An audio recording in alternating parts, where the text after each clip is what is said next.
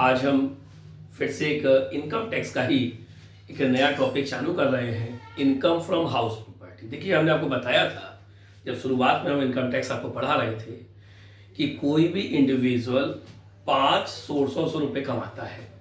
या तो वो जॉब करेगा तो सैलरी मिलेगी। तो एक चैप्टर हम लोग के में आता है इनकम फ्रॉम सैलरी है। सेकंड, हमारे पास कई मकान हैं तो उन मकानों को हमने किराए पे उठाया है, तो हमारा चैप्टर आया है income from house property head, यानी 2 हेड हमारे हुए। तीसरा, या तो हम बिजनेस करेंगे या हम प्रोफेशन करेंगे। हम सीए बन गए, हम डॉक्टर हो गए, आर्किटेक्ट हो गए, तो हमारा प्रोफेशन हुआ, तो income from business and profession में हमारा टैक्सेबल होगी इनकम। चौथा इनकम का हमारा जो सोर्स बनता है वो होता है कैपिटल गेन। इसमें क्या होगा, हमने प्लॉट सस्ता खरीदा, महंगा हुआ बेच दिया। गोल्ड सस्ते में खरीदा, महंगा हुआ गोल्ड हमने बेच दिया। यानी ये हमारा कहलाता है इनकम का source, income from capital gain. और उसके बाद 5th नंबर पे जितना भी रुपए कमाने के अदर हमारे सोर्स हैं, जैसे हमने बैंक में जमा किया, सेविंग पर इंटरेस्ट मिला, शेयर मार्केट में रुपए लगा दिए, डिविडेंड मिला, डिवेंचर में इन्वेस्ट किए, डिवेंचर पर इंटरेस्ट मिला, कैजुअल इनकम, आईपीएल मैच चल रहे हैं, आईपीएल में रुपए लगाया, सट्टा स्पेकुलेशन इसको बोलते हैं, उससे हमारी इनकम हुई, income from other sources. Card game, हमारी कार्ड गेम से इनकम हुई, यानी ताश जुआ, इससे इनकम हुई, income from capital gain. Horse race में रुपए हमने इन्वेस्ट किया, लगाया, तो हॉर्स रेस से हमारी इनकम हुई, इनकम फ्रॉम अदर सोर्सेज, यानी कैजुअल इनकम का पार्ट हुआ। हमारे आर्टिकल आते हैं, यूट्यूब पे चैनल बनाया, हमारी इनकम होने लगी, इनकम फ्रॉम अदर सोर्सेज। यानी रुपए कमाने के जितने भी हमारे इन 4 हेड के अलावा जितने भी सोर्स होंगे वो सारे टैक्सेबल होंगे, इनकम फ्रॉम अदर सोर्सेज।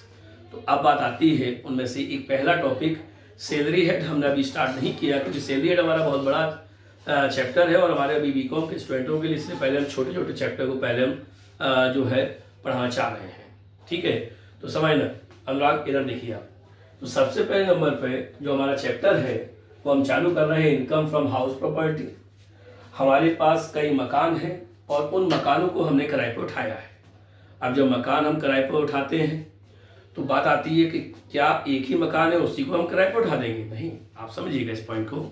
अगर हमारे पास कई मकान हैं तो हम मैक्सिमम 2 मकान अपने सेल्फ रेजिडेंट्स यूज कर सकते हैं। यानी कहाँ यूज कर सकते हैं हम लोग? सेल्फ रेजिडेंट्स हम यूज कर सकते हैं। और बाकी जितने भी मकान होंगे वो अगर आप किराए पे उठा रहे हैं तो ठीक, और नहीं भी उठा रहे हैं तो भी वो deem to be let house माने जाएंगे। तो अब हमने इसके 2 पार्ट डिवाइड किया। एक पार्ट हमारा आता है लेट हाउस, यानी जिसको हम किराए पर उठाएंगे, और एक जिस मकान में या जिस पोर्शन में हम रहेंगे वो सेल्फ रेजिडेंट्स हाउस होगा। तो सबसे पहले बात आती है किसकी? लेट हाउस की बात करते हैं। लेट हाउस माने हमने मकान किराए पर उठाया है। लेट हाउस 2 तरीके के लेट हाउस होते हैं। एक होता है नॉन रेंट कंट्रोल एक्ट और एक हमारा होता है रेंट कंट्रोल एक्ट। ऐसे 2 तरीके के हमारे मकान हुए। एक होता है नॉन रेंट कंट्रोल एक्ट और एक होता है हमारा रेंट कंट्रोल एक्ट। अब वैसे तो हम आपको बता दें मोटे तौर पे इसकी पहचान कि हम कैसे पहचानेंगे रेंट कंट्रोल एक्ट है और कैसे पहचानेंगे नॉन रेंट कंट्रोल एक्ट है। बहुत छोटी सी हम इसकी पहचान आपको बता रहे हैं। अगर क्वेश्चन में देखिएगा, अगर क्वेश्चन में स्टैंडर्ड रेंट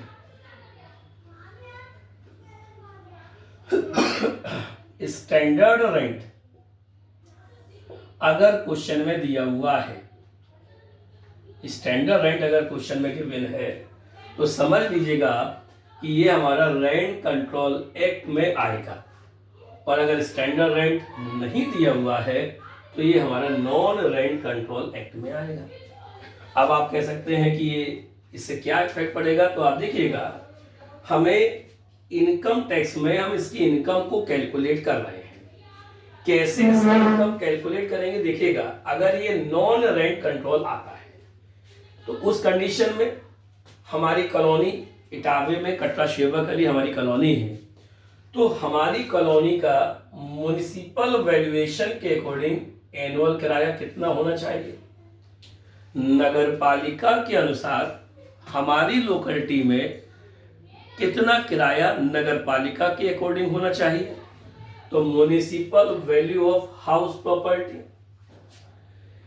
एक्चुअल रेंट, हमने अपना मकान कितने रुपए किराए पर दिया हुआ है, वो हमारा एक्चुअल रेंट हुआ। और तीसरा लास्ट आती है फेयर वैल्यू। अब ये फेयर वैल्यू क्या होती है?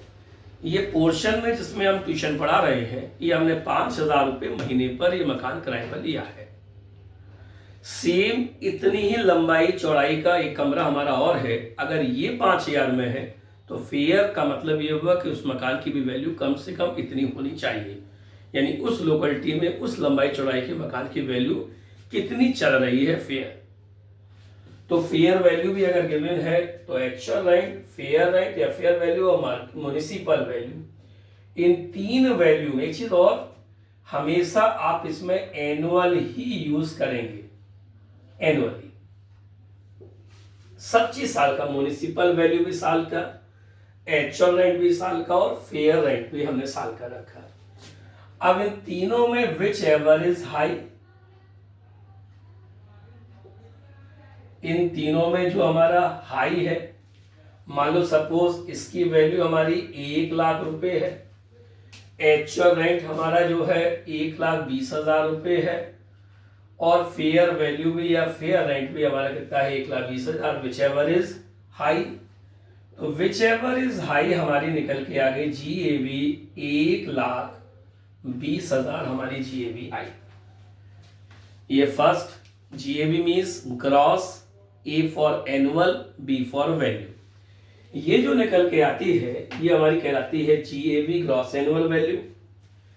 अब माइनस कर देते हैं। देखिए जब हम ग्रेजुएशन में थे तो इस चैप्टर में बहुत हमको प्रॉब्लम आई, और प्रॉब्लम क्या आई, एक्सपेक्टेड रेंट निकालने में। हमने अभी भी इस किताब में, हम इस समय जो किताब चला रहे हैं, पढ़ा रहे हैं, HC मल्होत्रा, उसके आप इलस्ट्रेशन देखेंगे तो उसमें expected rent, do factor rent, कई बड़ी डिफिकल्ट कैलकुलेशन करी है, और हमने कोई कैलकुलेशन नहीं करी और एक बार में हमारा आंसर आएगा। बहुत सिंपल तरीके से हम आपको बता रहे हैं। उसमें क्या होता है कि जो वैकेंसी होती है, माने मकान हमारा है वो कुछ महीने खाली रहा, किराएदार कोई आए ही नहीं रहने के लिए वैकेंसी, तो वो क्या करते हैं, यही माइनस कर देते हैं एक्चुअल रेंट में। फिर वो do factor rent, expected rent, बड़ा प्रॉब्लम क्रिएट होती है। हम कुछ नहीं करते हैं। हमने पहले क्या किया, एनुअली म्युनिसिपल वैल्यू, एनुअल हमने एक्चुअल रेंट, और एनुअली हमने फेयर वैल्यू या फेयर रेंट हमने यूज कर लिया, और GAV हमने एनुअली निकाली 1,20,000। उसके बाद जितने टाइम तक मकान आपका खाली रहा, यानी वैकेंसी रही, उस वैकेंसी को अब हमने माइनस कर लिया।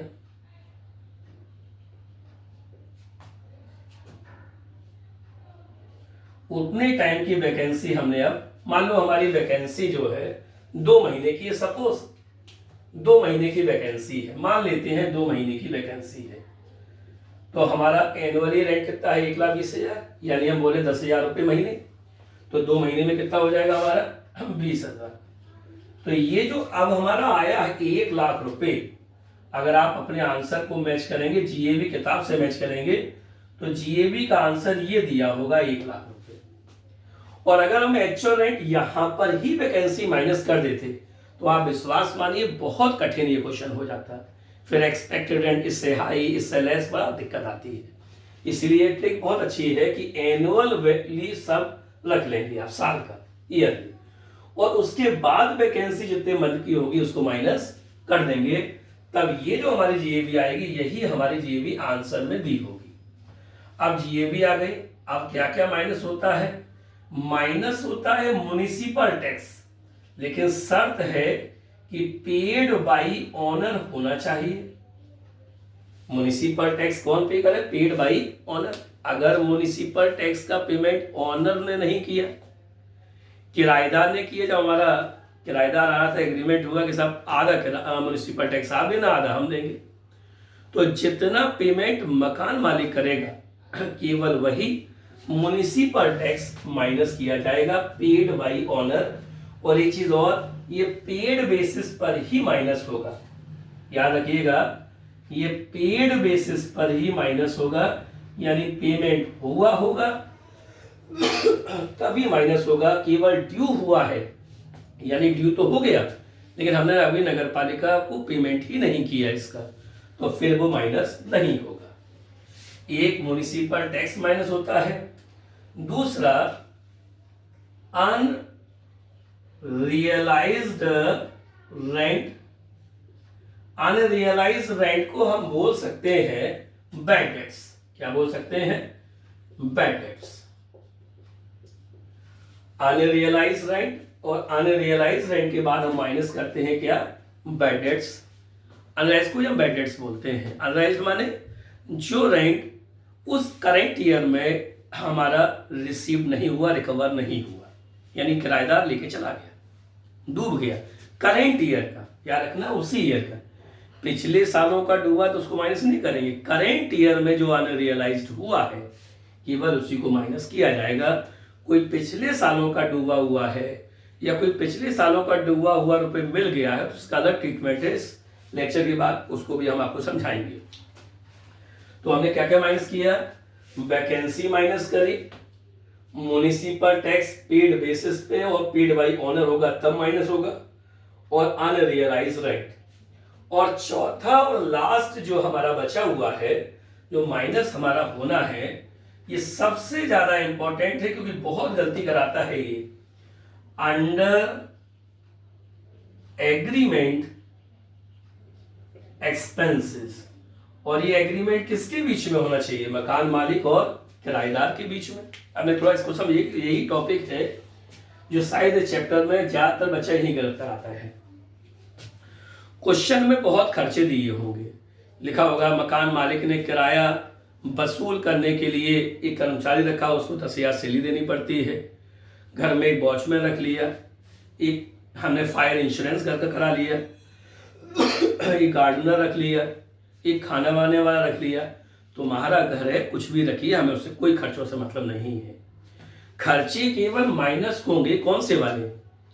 मकान मालिक और किराएदार के बीच में जब एग्रीमेंट हो रहा था उस समय मकान मालिक से हमने कहा कि ऐसा है, हमें आपका घर तो पसंद आ गया है, किराए पे हम ले लेंगे 10,000 रुपये महीने पे, लेकिन आपके घर में कलर नहीं ठीक है, एक तो आप कलर कराइए, बिजली की फिटिंग ठीक करा दीजिए, नाली चौक है नाली ठीक करा दीजिए। माने उस समय जब मकान हम ले रहे हैं आपका, उस समय एग्रीमेंट के कारण से मकान मालिक को खर्च करना पड़ रहा है मकान पर, तो वही खर्चा माइनस होगा। अदरवाइज अगर कोई एग्रीमेंट नहीं है, उसके बाद मालिक बनवा रहा है, टूट फूट ठीक करा रहा है, उसका मकान है वो अपने ठीक करा रहा है, गवर्नमेंट को इससे कोई मतलब नहीं होगा, यानी इनकम टैक्स में उसका कोई भी इफेक्ट नहीं पड़ेगा। खर्चे छवि माइनस होंगे जब उसके आगे लिखा होगा अंडर एग्रीमेंट एक्सपेंसेस। अजीब और एग्रीमेंट में ऐसा भी होता है, वसीयत में जो बाबा लिख के चले गए कि मेरे जाने के बाद दादी को 10,000 रुपये महीने देते रहना, इस इनकम में से मंदिर में देते रहना। तो याद रखना, कोई भी खर्चे किस तरीके या इनकम कैसे डिस्ट्रीब्यूट होगी, इसका क्वेश्चन में कोई भी इफेक्ट नहीं पड़ेगा, यानी माइनस होगा तो कौन सा खर्चा होगा? Under agreement expenses. ये चारों माइनस करने के बाद जो निकल के आएगा वो कहलाएगा NAV, नेट एनुअल वैल्यू। आज का हमारा जो टॉपिक हमारा एक खत्म हुआ है, नॉन रेंट कंट्रोल एक्ट में GAV कैसे निकलेगी और NAV कैसे निकलेगी। अब जब NAV सीख गए हैं, अब उसके बाद हम निकालेंगे टैक्सेबल इनकम कैसे निकलेगी। अभी केवल हमारी बात केवल किसकी आई है? NAV तक अभी हमने आपको सिखाया है। अभी जब हम NAV सिखा लेंगे रेंट कंट्रोल एक्ट की भी और नर्म की, तब हम सिखाएंगे टैक्सेबल इनकम कैसे निकाली जाती है। तो एक topic non rent control act आपका क्लियर हुआ। अब आती है रेंट कंट्रोल एक्ट की बारी आती है। अब आप इसको समझिएगा, इसमें क्या होता है? वही होता है जो इसमें होता है। म्युनिसिपल वैल्यू यहां भी दी होगी, एक्चुअल रेंट भी दिया होगा, वो भी हमने लिख लिया, फेयर रेंट या फेयर वैल्यू दी होगी, वो भी लिख लिया हमने। इन तीन वैल्यू में विच एवर इज हाई होगा, विच एवर इज हाई, और साथ में हम स्टैंडर्ड रेंट भी दिया होगा, हमने लिखा ना स्टैंडर्ड रेंट इज गिवन, तो स्टैंडर्ड रेंट भी दिया होगा और स्टैंडर्ड के संग हम रख लेंगे एक्चुअल रेंट, जितने रुपए पे तुम्हारा मकान किराए पे दिया और सब साल का। वैकेंसी होगी बाद में माइनस करेंगे, अभी सब साल का। इन दोनों में भी विच एवर इज हाई। अब हमारे पास दो आंसर आ गए, इन तीनों का हाई आ गया, इन दोनों से हाई आ गया। अब ये दो आंसर आ गए, एक ये आंसर और एक ये आंसर, इन दोनों में विच एवर इज लेस। तो ये जो निकल के आएगा वो कहलाएगा GAB। और फिर वही सब माइनस होंगे। क्या क्या माइनस होगा? माइनस होगा हमारा वही वैकेंसी होगी तो वैकेंसी माइनस होगी, म्युनिसिपल टैक्स होगा तो वही म्युनिसिपल टैक्स माइनस होगा, अनरियलाइज्ड रेंट दिया होगा तो वो भी माइनस होगा, अंडर एग्रीमेंट एक्सपेंसेस दिए होंगे तो वो भी हमारे माइनस होंगे। और ये जो माइनस करने के बाद जो निकल के आएगा वही कहलाएगा NAB। हमने ज़्यादा इसको एक्सप्लेन इसलिए नहीं किया है क्योंकि ये सारी चीज़ों को हम यहाँ एक्सप्लेन कर चुके हैं, वैकेंसी के बारे में बता चुके हैं, म्युनिसिपल टैक्स पेड बेसिस पे होगा और पेड बाय ऑनर होगा तभी माइनस होगा, अनरियलाइज रेंट हमारा अगर करेंट ईयर का होगा तभी माइनस होगा, और अंडर एग्रीमेंट एक्सपेंसेस जो मकान मालिक और किराएदार के बीच के समझौते वाले होंगे वो माइनस होंगे। तो इस तरीके से NAB निकल के आई नॉन रेंट कंट्रोल एक्ट की और NAB निकल के आई है रेंट कंट्रोल एक्ट की। रेंट कंट्रोल एक्ट और इसमें केवल बेसिकली क्या डिफरेंस होगा, इसमें स्टैंडर्ड रेंट गिवन होगा और इसमें स्टैंडर्ड रेंट गिवन नहीं होगा। स्टैंडर्ड रेंट दिया होगा स्टैंडर्ड रेंट, तो स्टैंडर्ड रेंट और एक्चुअल रेंट अलग रखेंगे और तीनों ही अलग रखेंगे जैसे यहाँ रखा, तीनों में हाई, दोनों में high, which ever is less, और वैकेंसी उसके बाद माइनस करेंगे तो आंसर आपका किताब से मैच कर जाएगा। और आप जब इलस्ट्रेशन देखेंगे उसमें एक्सपेक्टेड रेंट दिया है, वो सब मुक्ति, उसे कुछ करने की झंझट नहीं है, एक बार में इससे आंसर आएगा आपका। एक बार आप इसका स्क्रीनशॉट ले लीजिए और उसके बाद अब हम आपको सिखाएंगे NAB के बाद टैक्सेबल इनकम कैसे कैलकुलेट करी जाएगी लेट हाउस की। ठीक है, आप प्लीज इसका जो है स्क्रीनशॉट लीजिए।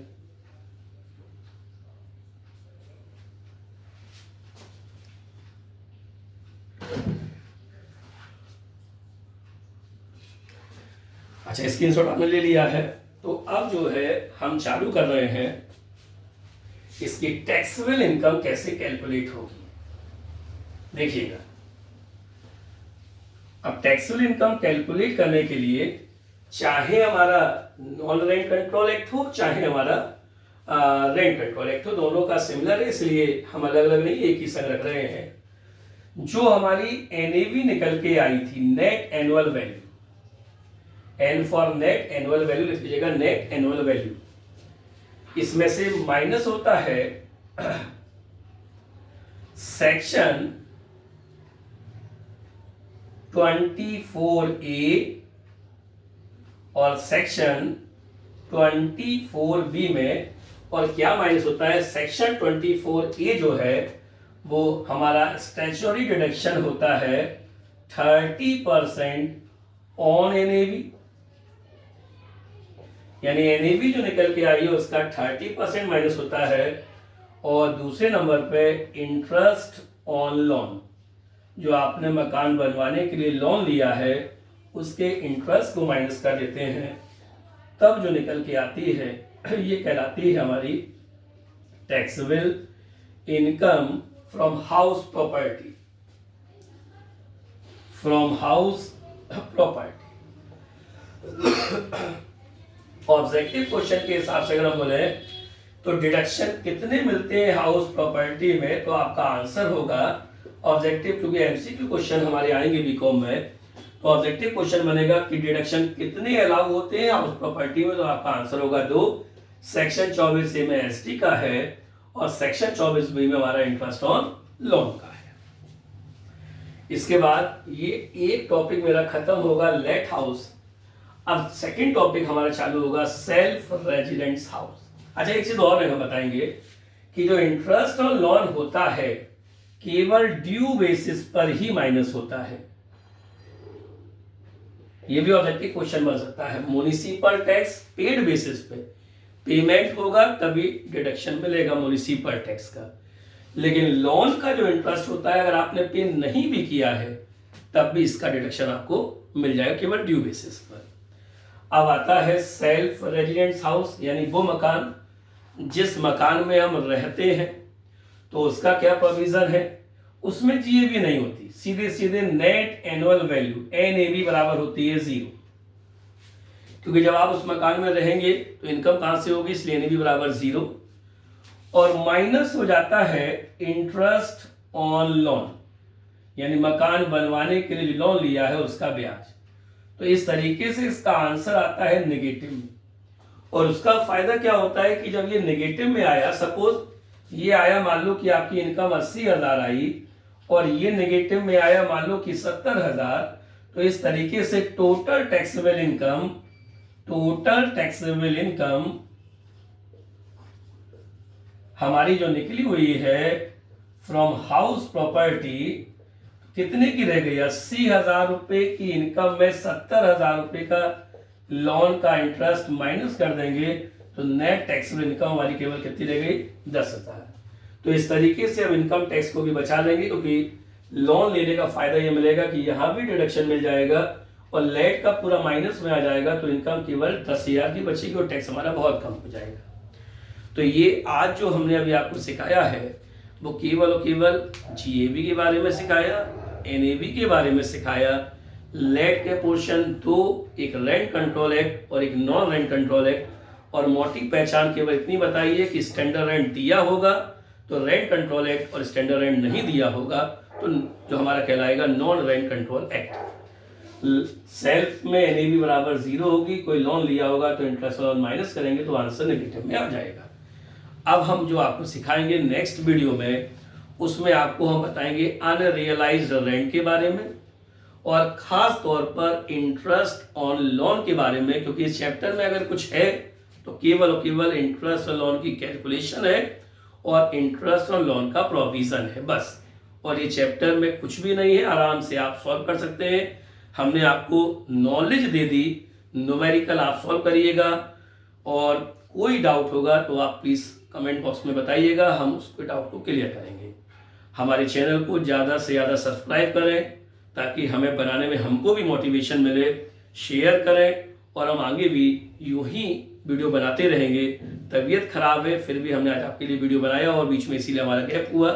हम चाहते हैं कि आप हमारे चैनल को सपोर्ट करें, सब्सक्राइब करें, शेयर करें। Thank you.